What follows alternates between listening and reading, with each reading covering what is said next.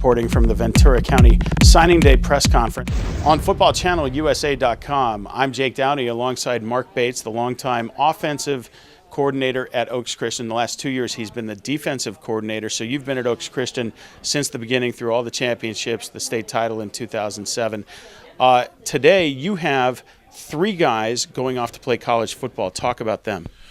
Well, we have Dylan Vanderwall, a defensive end who's going to sign with Vanderbilt, playing the Southeast Conference.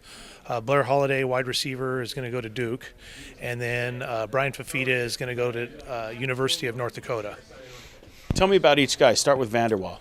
Vanderwall is 6'7", runs real well, has real good feet, played defensive end for us on the tight end side, and was parade All-American, All-League, All-CIF. And with his size, he's still got some room to grow, at least put on some weight. So I see him doing real good things for him. Blair is at Duke, wide receiver. He very good athlete when the ball's in the air. Has a real good knack for getting open, very competitive, and excellent hands. I see him having the opportunity to play real soon when he gets there. And then Brian going to North Dakota, that's sort of a late, they came in late on him, so I haven't talked to the North Dakota coaches about where they want to use him. I would imagine it's either free safety or strong safety. That'll be interesting for him because he's a Tongan kid from the South Bay who's going to be going to North Dakota, so I think the cultural and weather differences will be quite a shock to him. So. Yeah, did anyone tell Mr. Fafita that it's cold there? That's what I just asked him. He went on his recruiting trip this last week, and he said it was really cold, and they were all saying how warm it was. So he's going to have to get back there and buy some heavy jackets. So.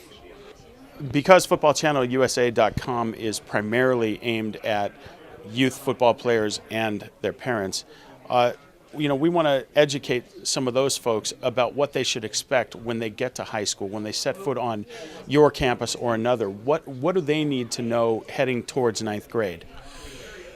Probably the biggest issue is that the boys are still growing at that age, and so a kid that's really big when he's 10, 11, 12 doesn't grow anymore and ends up being a small kid, and a kid who's small all of a sudden has a growth spurt and is big, and so you can't always rely on just how they were when they were 10, 11, 12. Things change.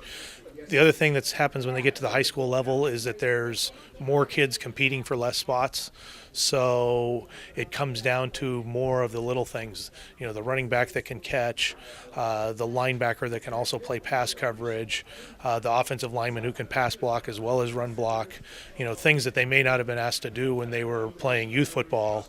That may be the tiebreaker when it gets to be, two kids playing for one spot, who gets to play more. I'm remiss in asking you, because you've been at Oaks Christian since they opened for business, how many championship rings do you have? Between the football ones at Oaks Christian, I've coached softball, we got a couple there, and then one at a previous school.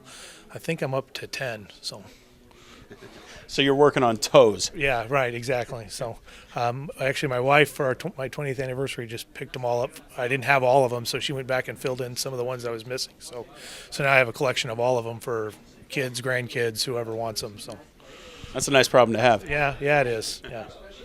Coach, thanks for being with us. Sure, no problem. Enjoyed it. That's Mark Bates. I'm Jake Downey. We've been talking about Oaks Christian football on footballchannelusa.com.